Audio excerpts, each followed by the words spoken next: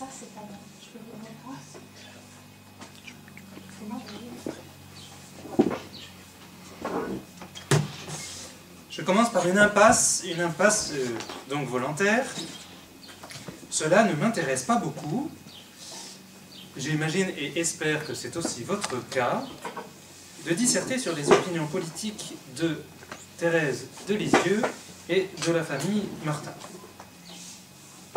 Bien que le titre de notre université d'été soit mystique et politique, je pense assez stérile en fait de rappeler que la famille Martin était issue de la bonne bourgeoisie, sans doute monarchiste de son temps, que Thérèse aimait à parler du roi, le surnom qu'elle a donné d'ailleurs à son papa, auquel elle mettait une majuscule, roi, et que tonton Isidore Guérin était éditorialiste d'un journal local qui n'était pas à gauche, et qui ne faisait pas mystère de ses opinions politiques bien tranchées.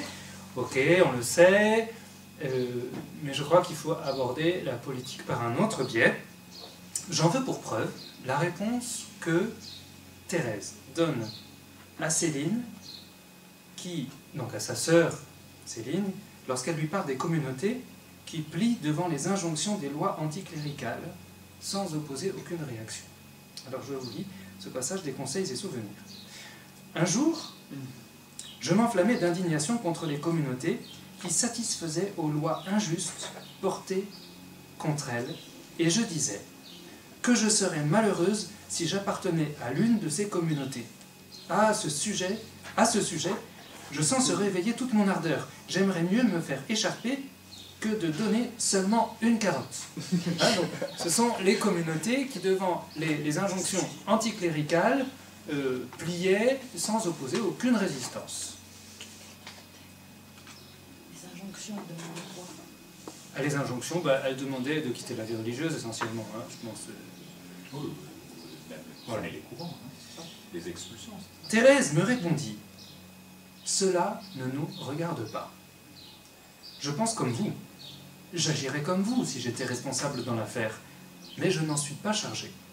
Ce qui nous regarde, c'est de nous unir au bon Dieu. Quand même nous appartiendrions à une communauté citée dans les journaux comme exemple de lâcheté, cela ne devrait pas nous inquiéter. » Hein, donc, les affaires politiques du siècle, elle ne dit pas que ça ne l'intéresse pas. Elle ne dit pas que ce n'est pas important. Elle dit que elle est appelée ailleurs. Et c'est à un autre niveau qu'elle doit s'investir. C'est sur un autre plan qu'elle doit se donner. Ce qui nous importe à nous, c'est de nous unir au bon Dieu. Donc, il faut aborder la politique par un autre biais. Première chose, même si on l'a déjà bien compris, je pense, à travers la description de l'histoire civile et religieuse du XIXe siècle, rappelons-nous quelques éléments qui montrent bien que Thérèse est une fille de son siècle. Elle est fille d'une famille bourgeoise qui bénéficie de toutes les avancées liées aux révolutions industrielles qui ont transformé le quotidien des Français. Tonton est pharmacien, et je sais que la pharmacie a évolué, la science pharmaceutique a évolué au XIXe siècle. Papa Louis a tellement bien réussi qu'il s'arrête de travailler pour s'occuper de l'affaire de son épouse, et puis finalement de l'éducation de ses enfants. Les inventions sont évidemment bien présentes dans ses œuvres de la petite Thérèse, et rappelons-nous de l'ascenseur de la petite voix. C'est vraiment le 19e qui resplendit dans cette page célèbre des manuscrits autobiographiques. Par ailleurs, Thérèse est bercée par le romantisme catholique. Louis Martin est un fervent lecteur de Lamartine, dont il déclamait volontiers des poésies lors des veillées familiales. Les poèmes d'ailleurs de Thérèse sont remplis d'images qui renvoient à la beauté de la nature, si présente dans les œuvres romantiques. Thérèse écrit comme on écrit en son temps. Alors c'est un peu, pour nous, c'est un peu passé de mode, mais c'est vraiment le 19e qui resplendit dans ses œuvres. Le pèlerinage à Rome de Thérèse et de Louis prend tout à fait place dans l'ambiance du moment, l'ultramontanisme. Il est d'ailleurs rendu possible par le chemin de fer, fruit de la première révolution industrielle. On note aussi la présence des grands thèmes de la spiritualité du XIXe siècle dans la spiritualité de la petite Thérèse, le Sacré-Cœur, l'imitation de Jésus-Christ, l'amour de Jésus. C'est vraiment très présent et on voit bien que le jansénisme, il y a des relents qui sont aussi présents dans l'éducation non pas familiale mais paroissiale. On note aussi son ouverture à la mission, comme je l'ai déjà souligné, et remarquons que Thérèse elle-même aurait voulu partir en mission. Hein? Donc ces désirs du XIXe siècle, cette ouverture du XIXe siècle, cet élan, Thérèse y a communié. Étonnamment, en revanche, peu de références à la diverses crises de la fin du XIXe siècle. Elle n'évoque pas du tout l'affaire Dreyfus, par exemple, alors que de toute évidence, elle en a entendu parler. On sent bien que dans son enfance, elle était très protégée et que dans sa vie religieuse, elle était aussi sans doute très protégée. Le carmel à l'époque était vraiment très protecteur. Et puis qu'elle a fait ce choix. Ce qui l'intéressait, ce qui la préoccupait, c'était de s'unir au Seigneur. On pourrait évoquer plein de choses sur les défis que dresse le XIXe siècle au sein. Plein de pistes pourraient être travaillées. Je voudrais en évoquer deux que je n'évoque qu'en passant, parce qu'il me semble qu'on ne peut pas parler de tout. D'abord, le combat contre les relents de jansénisme, parce qu'il faut bien faire la distinction entre le premier jansénisme et ces relents qui sont présents dans l'Église de France jusqu'à la fin du XIXe, au début du XXe siècle. Dans ce combat difficile dont elle a eu à souffrir, Thérèse s'est beaucoup appuyée sur plusieurs sources. On note l'imitation de Jésus-Christ, et puis on note surtout la spiritualité salésienne, qui est très très présente dans l'éducation de la petite Thérèse, parce que la sœur de la maman de Thérèse est visitandine, et donc abreuvée de la spiritualité salésienne, qui est une vraie réponse à tous ces problèmes. On note en ce sens le recours constant de Thérèse à la miséricorde et son amour de la petitesse.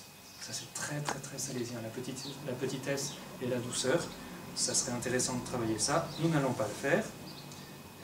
Deuxième piste qui pourrait être très intéressante, c'est voir comment est-ce que Thérèse a répondu à la tentation du scientisme. Hein, elle a bien compris, et ça je crois qu'elle l'a compris en plus, que c'est ce siècle des inventions, que cette force de la science a sa beauté, mais que derrière se profile la toute-puissance, la tentation de la toute-puissance, de l'hubris, si bien décrite lundi. La réponse de Thérèse ne peut être résumée en quelques lignes, mais une petite citation permet de comprendre sa pensée. Petite citation de la dernière page des manuscrits autobiographiques. N'est-ce point dans l'oraison que les saints Paul, Augustin, Jean de la Croix, Thomas d'Aquin, François, Dominique et tant d'autres illustres amis de Dieu ont puisé cette science divine qui ravit les plus grands génies? Un savant a dit « Donnez-moi un levier, un point d'appui, et je soulèverai le monde ». Ce qu'Archimède n'a pu obtenir parce que sa demande ne s'adressait point à Dieu et qu'elle n'était faite qu'au point de vue matériel, les saints l'ont obtenu dans toute sa plénitude. Le Tout-Puissant leur a donné pour point d'appui lui-même et lui seul, et pour levier l'oraison, qui embrase d'un feu d'amour. Et c'est ainsi qu'ils ont soulevé le monde, c'est ainsi que les saints encore militants le soulèvent, et que jusqu'à la fin du monde, les saints à venir le soulèveront aussi. Une grande réponse, magnifique. Magnifique, un génie. Grande classe. Donc elle a vu le danger, et elle y répond. Bon, très classe. En fait, derrière ce texte, je crois qu'il faut aussi placer la petite voix. À la toute-puissance du scientisme, Thérèse répond par l'humilité de la petite voix. Devenir toujours plus petite, c'est vraiment la réponse, et c'est génial. Mais ce n'est pas là-dessus que nous allons nous pencher. C'était quoi les premières pistes? Excuse-moi, je m'ai perdu là. Deux pistes qui pourraient être. Donc, sa réponse au scientisme, et la première, c'était quoi? Jansénisme. C'est la réponse au nihilisme et au maître du soupçon qui me semble la plus significative dans l'expérience spirituelle et la doctrine de la petite Thérèse. Le nihilisme, on en a parlé tout à l'heure, donc la philosophie de Nietzsche. Je vous rappelle, le moteur de l'histoire, c'est la volonté de puissance. Le puissant crée et impose ses propres valeurs qui sont arbitraires.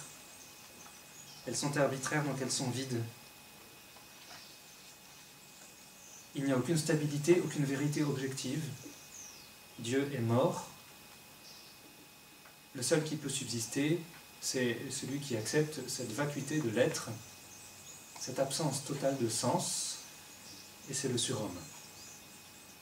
Bien sûr, c'est très schématique comme lecture de Nietzsche, hein, donc je ne peux pas rentrer dans les détails que par ailleurs je ne maîtrise pas.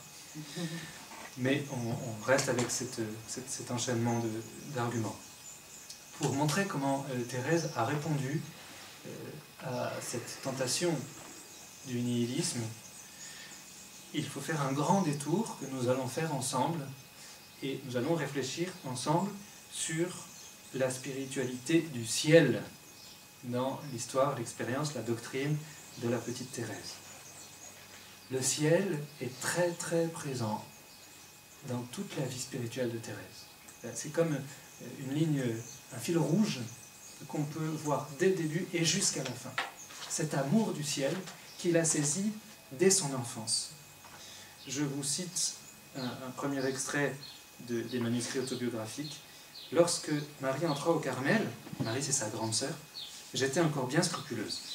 Ne pouvant me confier à elle, puisqu'elle était partie au Carmel, je me tournai du côté des cieux. Ce fut aux 4 petits anges qui m'avaient précédé là-haut que je m'adressais. 4 petits anges, ce sont ces 4 frères qui sont morts en bas âge. Car je pensais que ces âmes innocentes n'avaient jamais connu les troubles, ni la crainte, et ils devaient avoir pitié de leur pauvre petite sœur qui souffrait sur la terre. Leur départ pour le ciel ne me paraissait pas une raison de m'oublier. Au contraire, se trouvant à même de puiser dans les trésors divins, ils devaient y prendre pour moi la paix et me montrer qu'au ciel, on s'est encore aimé. Au ciel, on s'est encore aimé. Voilà, très symptomatique. Pour Thérèse, l'amour véritable, elle est enfant, elle a 13 ans. L'amour véritable, il est au ciel. Ceux qui savent aimer, c'est ceux qui sont au ciel. Là où se vit l'amour, c'est le ciel. C'est comme ça qu'elle regarde le ciel dès son enfance. C'est donc très important. C'est tellement vrai que c'est aussi le sens qu'elle attache à le sens pour elle de la vocation religieuse. Quand elle voit sa grande sœur Pauline rentrer au Carmel, après Marie, donc elle perd sa deuxième grande sœur, alors je vis ma Pauline devenue l'épouse de Jésus, je la vis avec son voile blanc comme le mien, parce que c'était le jour de sa première communion, et sa couronne de roses. Ah, ma joie fut sans amertume, j'espérais la rejoindre bientôt et attendre avec elle le ciel. J'espérais la rejoindre bientôt, c'est-à-dire que Thérèse a déjà le désir de rentrer au Carmel. Pourquoi elle veut rentrer au Carmel? Pour attendre le ciel. Voilà. C'est ça qui polarise son désir. C'est la raison de sa vocation religieuse, d'attendre le ciel.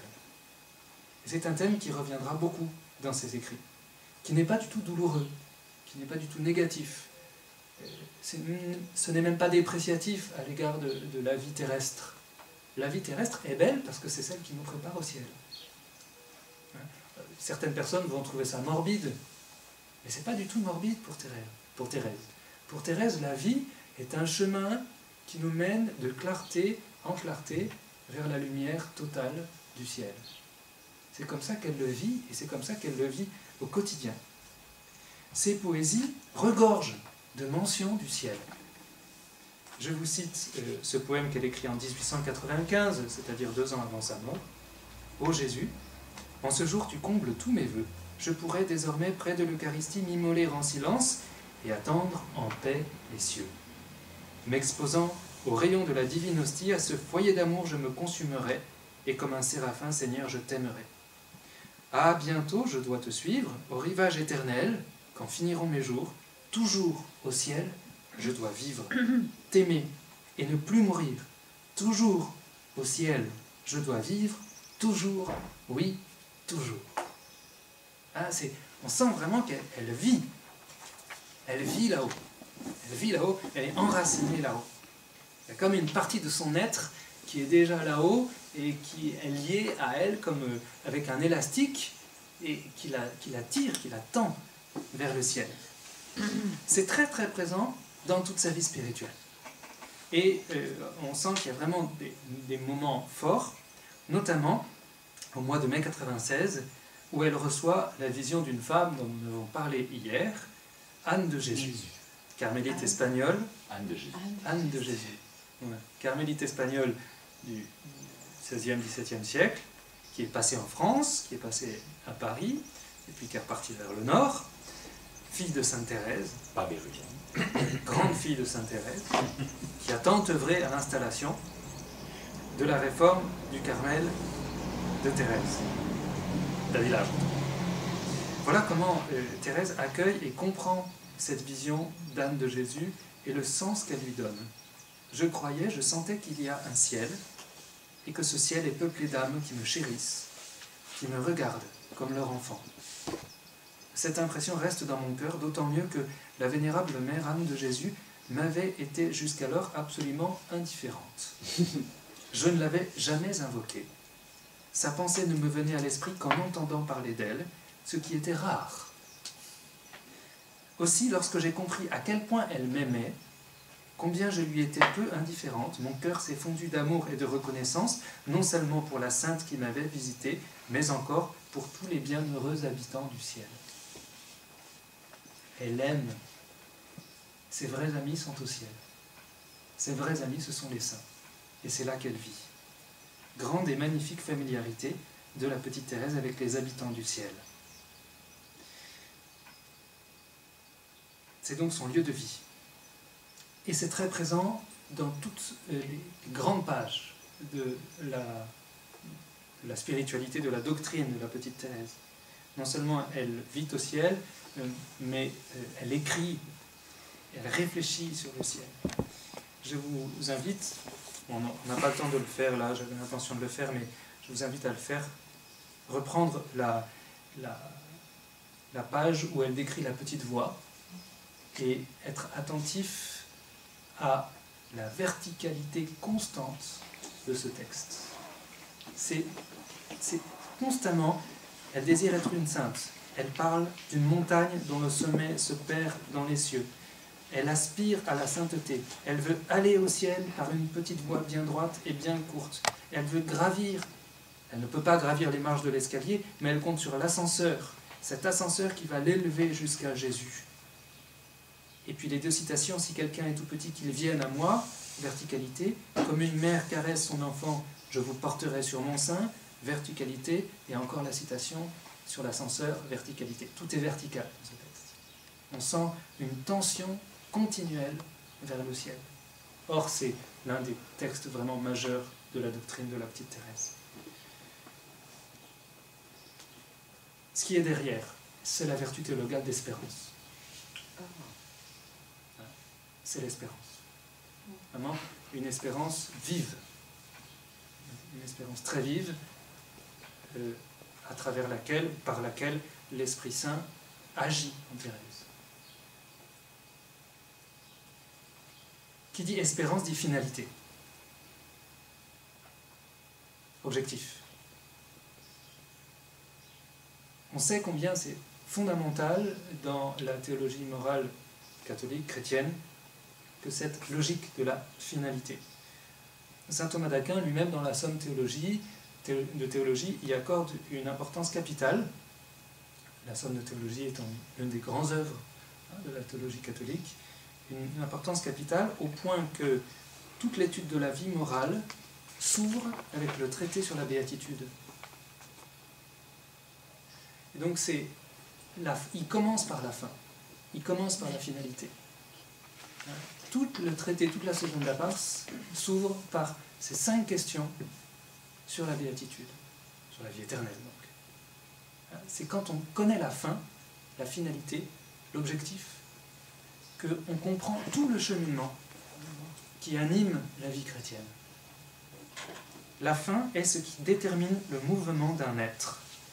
Elle est au principe de l'action. Si la fin est clairement déterminée, l'action va suivre naturellement, spontanément. Ceci est vrai pour un acte donné. Hein.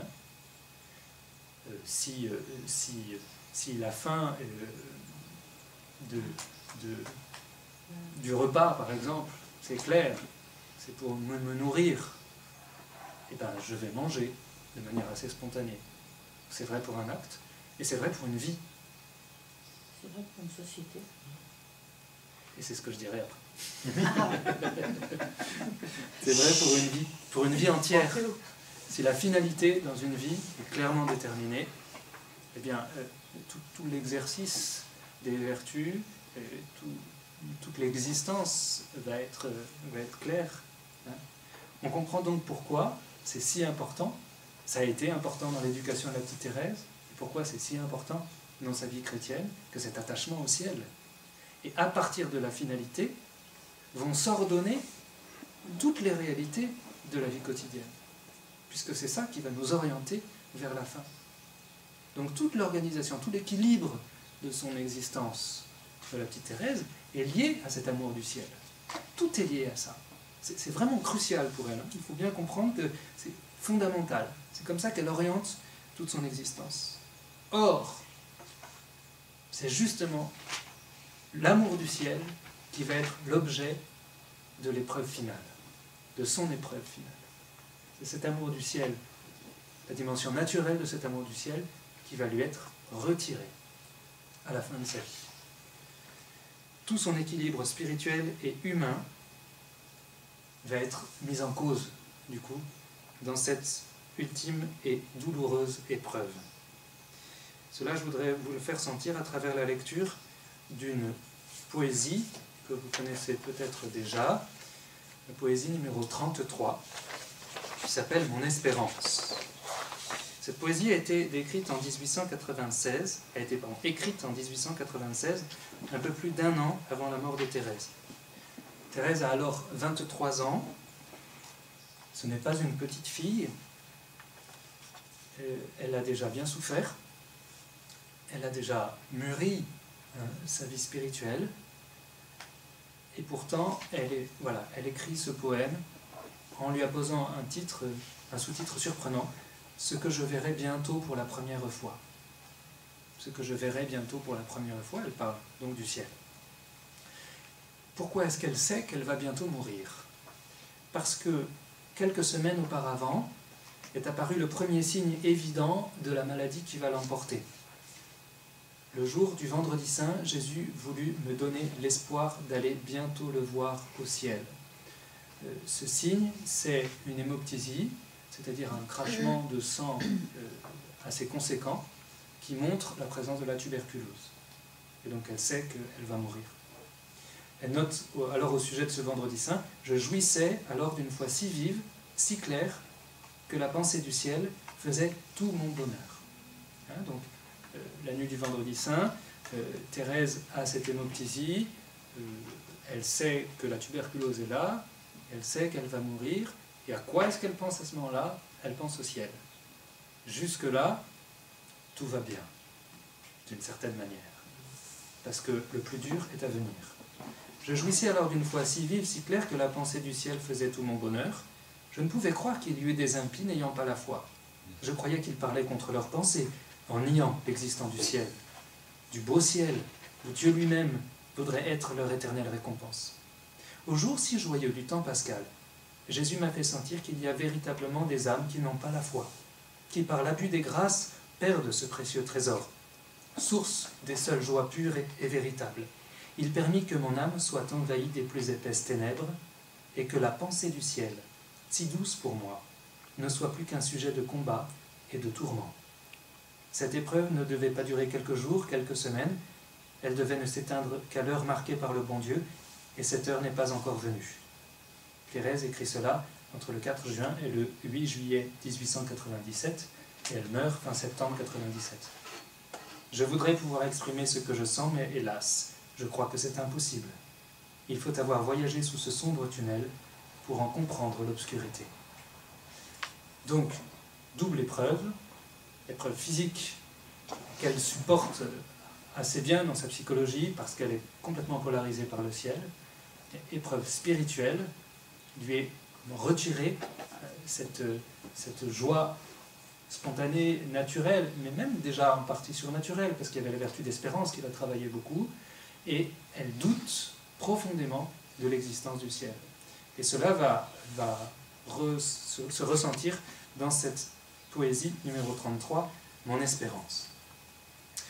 Je suis encore sur la rive étrangère, mais pressentant le bonheur éternel, oh, je voudrais déjà quitter la terre et contempler les merveilles du ciel. Lorsque je rêve aux joies de l'autre vie, de mon exil je ne sens plus le poids, puisque bientôt vers ma seule patrie, je volerai pour la première fois. Première strophe, tout animée du désir du ciel, qu'elle va bientôt rejoindre. Pardon, c'est sur vos papiers, oui. La poésie. Et en même temps, on sent déjà une certaine mélancolie, très 19e d'ailleurs, presque triste. On sent bien qu'il y a un poids qui pèse sur ses épaules, dont elle voudrait être libérée pour s'envoler, enfin définitivement. Et puis deuxième strophe, ah, donne-moi Jésus, de blanches ailes, pour que vers toi je prenne mon essor. Je veux voler aux rives éternelles, je veux te voir, ô mon divin trésor, je veux voler dans les bras de Marie, me reposer sur ce trône de choix et recevoir de ma mère chérie le doux baiser pour la première fois.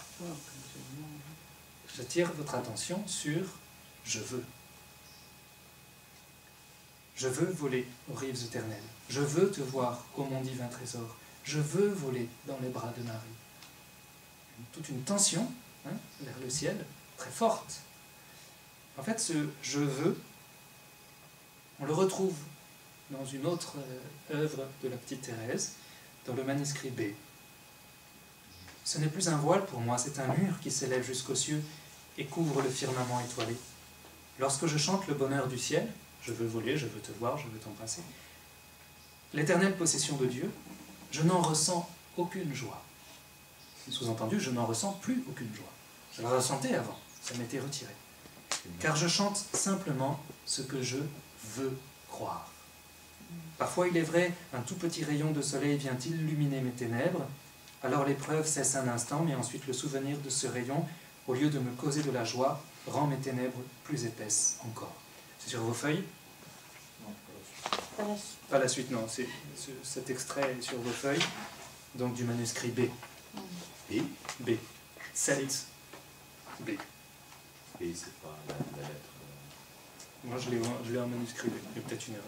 On vérifiera. Simplement, retenez l'expression. Je chante simplement ce que je veux croire. Je n'en ressens aucune joie. Je chante simplement ce que je veux croire.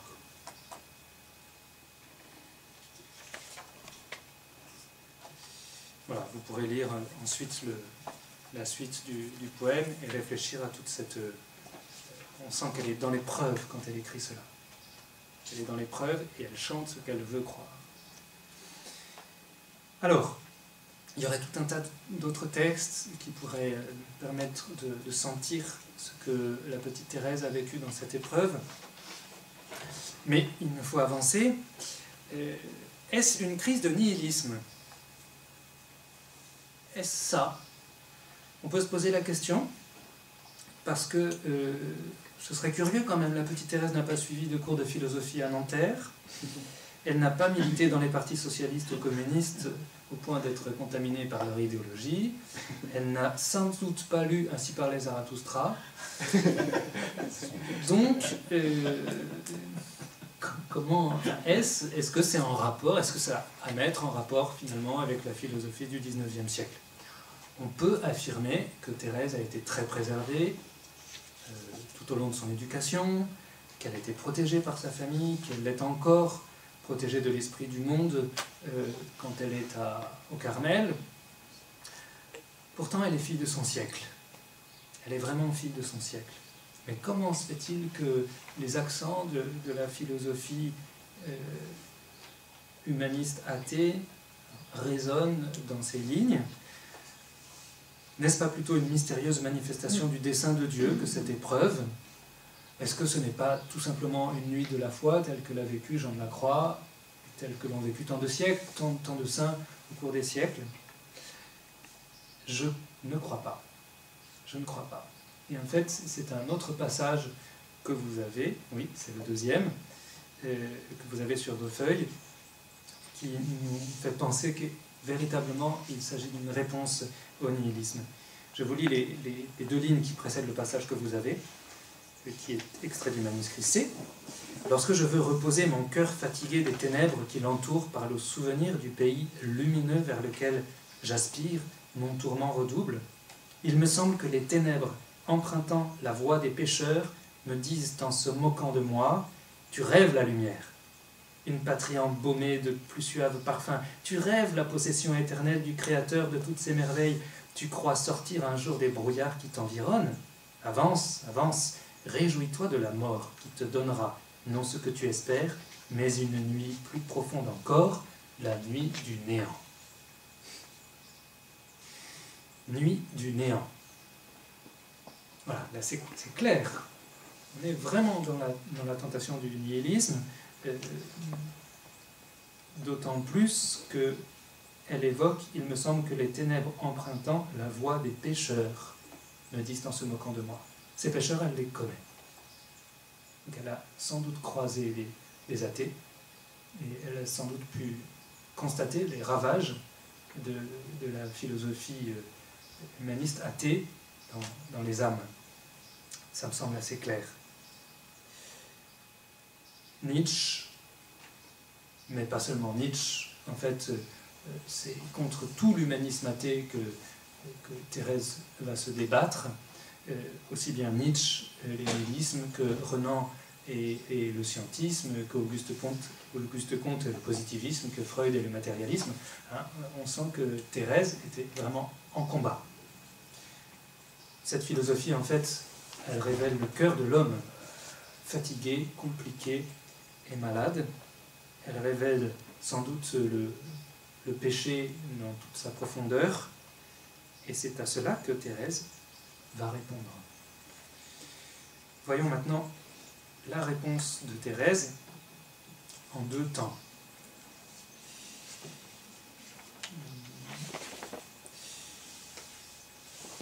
Quel est le sens de cette épreuve spirituelle? Quelle est la réponse que donne Thérèse au sens de cette épreuve qu'elle a vécue, juste avant de mourir, quasiment jusqu'à sa mort? Je vous cite les manuscrits autobiographiques. « Ô ma mère, jamais je n'ai si bien senti combien le Seigneur est doux et miséricordieux. Il ne m'a envoyé cette épreuve qu'au moment où j'ai eu la force de la supporter. Plutôt, je crois bien qu'elle m'aurait plongé dans le découragement. Maintenant, elle enlève tout ce qui aurait pu se trouver de satisfaction naturelle dans le désir que j'avais du ciel. Mère bien-aimée, il me semble maintenant que rien ne m'empêche de m'envoler, car je n'ai plus de grand désir, si ce n'est celui d'aimer jusqu'à mourir d'amour. »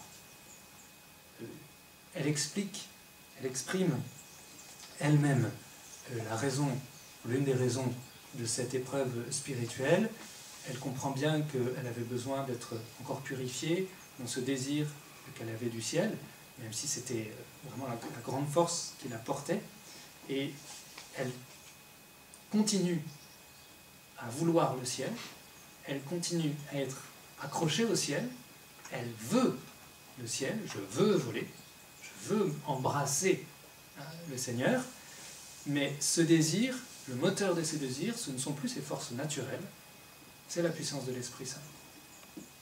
Et donc, on est là en présence d'un acte théologal qui est le fruit d'une purification et surtout le fruit d'un envahissement de l'Esprit Saint, hein, qui lui donne donc de poser l'acte de foi, l'acte d'espérance avec une force incomparable, avec une force nouvelle.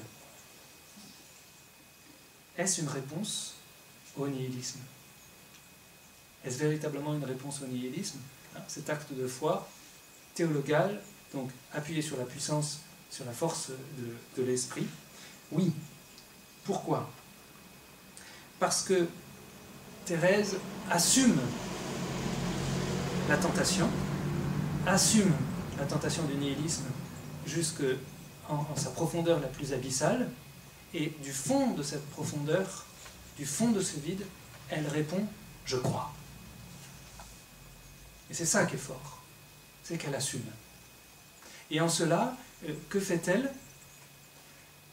Elle reprend, elle prolonge la logique de la rédemption.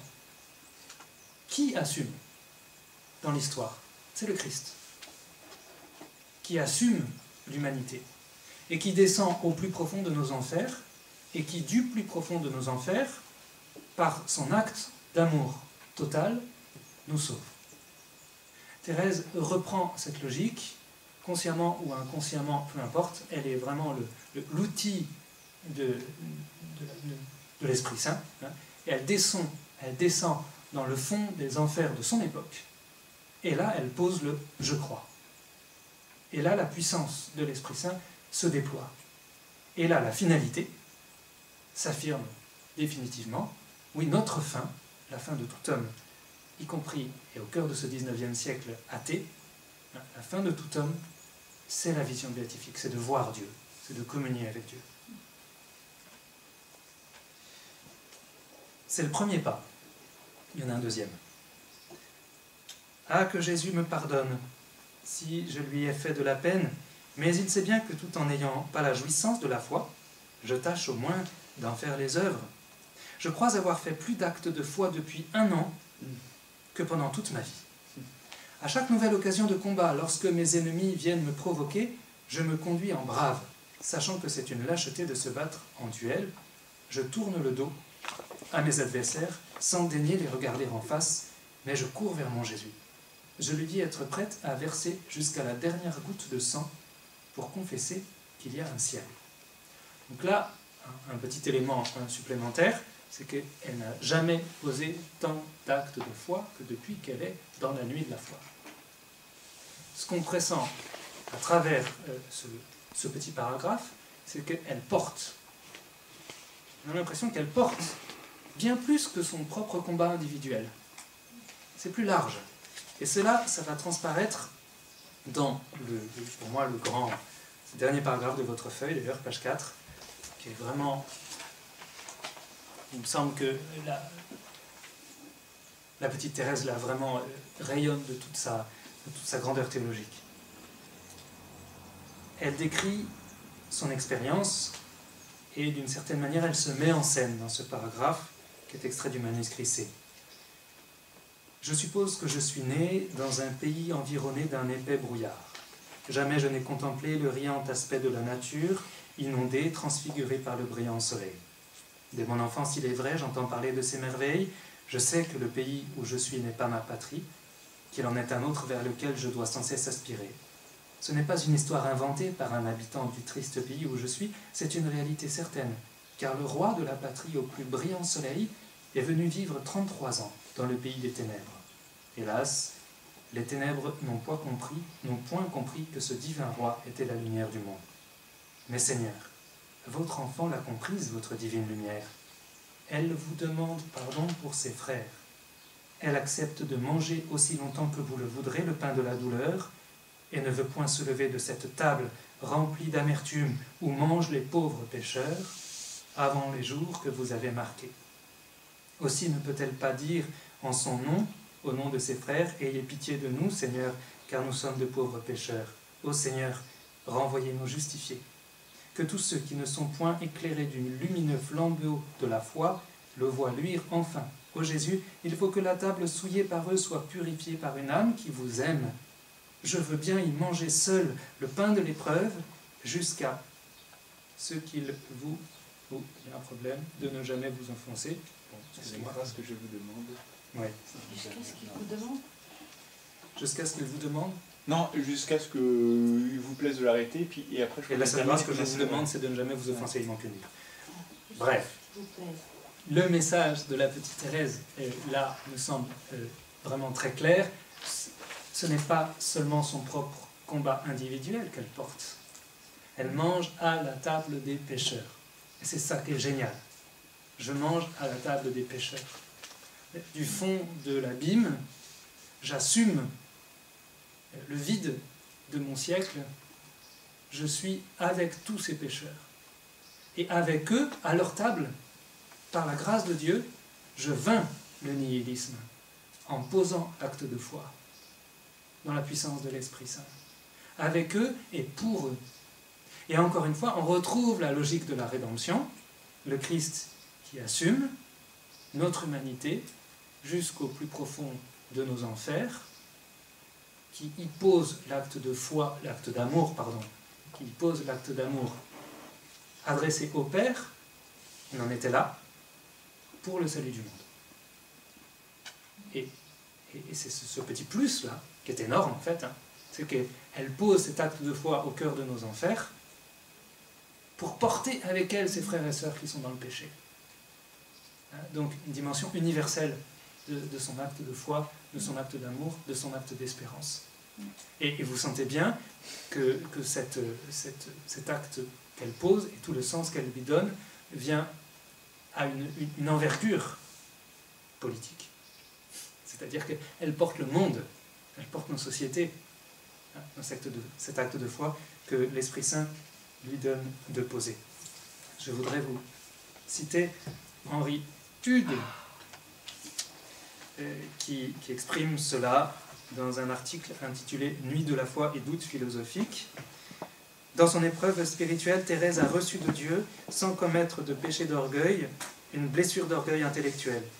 Sans doute pour qu'elle complétât dans son intellect ce qui manquait aux souffrances du Christ, Dieu lui a fait une intelligence de ténèbres. Comme il a donné à son fils un corps de mort, de même a-t-il permis que l'intellect de sa servante soit dans la nuit, pour que nos intelligences puissent être réilluminées par la même puissance qui a ressuscité le corps du Seigneur.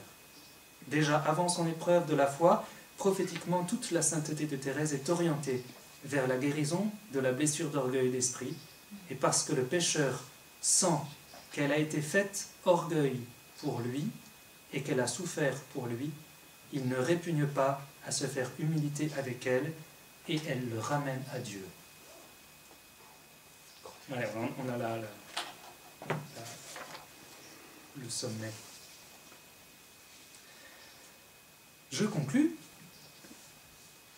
Mystique et politique. Tel est le titre de notre université d'été. Peut-être que je n'ai pas beaucoup parlé de politique ce matin, mais vous sentez bien avec cette conclusion que la petite Thérèse porte le monde par la puissance de l'Esprit Saint et donc porte toutes nos sociétés. Rappelons-nous notre petite réflexion sur la finalité qui a commencé lundi avec Madeleine, qui nous a évoqué l'importance de la finalité pour une politique chrétienne. La fin est ce qui détermine le mouvement d'un être, elle est au principe de l'action, apprend-on dans la théologie thomiste. Donc si la fin est clairement déterminée, l'action s'ensuit naturellement. C'est vrai pour un acte, c'est vrai pour une vie, c'est vrai pour une société. Si la fin est claire, alors on peut cheminer vers cette fin. C'est tout le problème de la philosophie de soupçon qui a érigé le doute en méthode, sans pouvoir maîtriser les ravages de l'orgueil intellectuel et spirituel, qui a essayé d'évincer la fin de nos vies et de nos sociétés. À ce piège, Thérèse a répondu, nous l'avons vu, elle a répondu pour elle-même, mais elle a répondu pour le monde, elle a répondu pour nos sociétés. Sa réponse va bien au-delà de la sphère individuelle. Du fait de son rayonnement dans l'Église, du fait de son rayonnement dans le monde, à combien d'âmes a-t-elle rendu cette finalité qui leur manquait?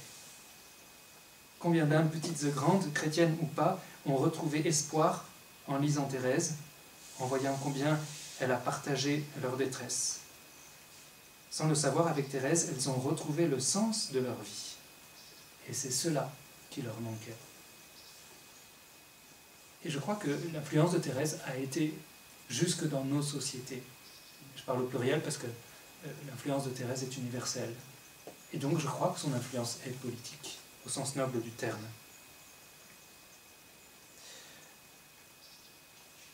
Nous savons bien que le nihilisme, ce n'est pas seulement un piège dépassé. C'est pour cela que j'intitule cette conclusion « L'actualité de Sainte Thérèse ». Dans son dernier ouvrage, Brève apologie pour un moment catholique, Jean-Luc Marion, qui n'est pas un philosophe que j'affectionne particulièrement, montre combien notre société est prise au piège du nihilisme, et son analyse me semble très fine. Il prend plusieurs exemples, j'en reprends simplement deux. Cette croissance économique sans fin, que l'on recherche pour elle-même, sans qu'elle n'ait plus aucune signification. Un vide de sens. À l'opposé, les ravages d'Al-Qaïda, partout où Al-Qaïda passe, Al-Qaïda détruit. Al-Qaïda fait le vide. Nouvelle expression du nihilisme.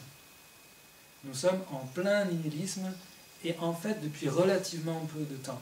C'est-à-dire qu'il y a eu un fond de nihilisme qui s'est répandu, mais qui explose depuis 10 ou 15 ans. Or, Thérèse offre la réponse au nihilisme, donc Thérèse est actuelle. Je termine sur une note positive en vous citant le plus grand théologien de ces dernières décennies. Dieu n'échoue jamais, car il trouve toujours de nouveaux moyens pour rejoindre les hommes et ouvrir sa maison encore plus grand afin que tous y aient leur place. Dieu n'échoue jamais. Si du cœur du XIXe siècle, Dieu a fait jaillir une telle réponse dans l'expérience spirituelle et la doctrine de notre petite sainte, soyons assurés que Dieu n'échouera pas non plus dans les décennies à venir. Wow.